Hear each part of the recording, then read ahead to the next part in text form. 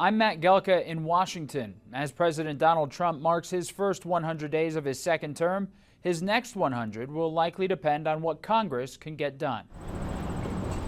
Members of Congress are back in Washington, D.C., and they're hoping to make progress on a budget bill packed with the president's priorities. We have 7 committees marking up components of the big, beautiful bill this week. We have 4 others next week.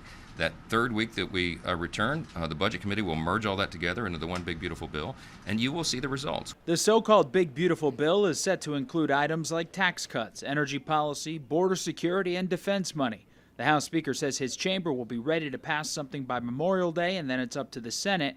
But the battle between now and then will be over spending cuts and whether or not a slim majority of Republicans in the House are ready to sign on to the plan if enough cuts are not there.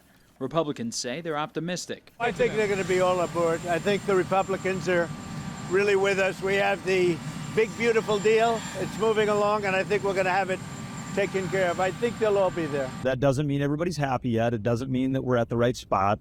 But it does mean that just like we proved people wrong when they said we couldn't get Mike Johnson elected, or we couldn't pass the House rules package, or we couldn't get the budget resolution passed, I feel the same sense of optimism now as I did leading up to each of those wins. The next 100 days for the Trump administration and Congress is also set to feature less Elon Musk, but still plenty of Doge.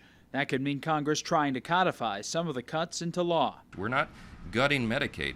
We're going to reduce fraud, waste, and abuse, which every single American should be applauding. Meanwhile, Democrats vow to ramp up resistance messaging to policies they oppose. They want to end Medicaid as we know it. They're going to hurt children, hurt families, hurt seniors. At least one portion of the agenda has a patriotic deadline. Treasury Secretary Scott Bessent said this week he'd like to see the tax cut part of the bill passed by July 4th. Reporting in Washington, I'm Matt Gelka.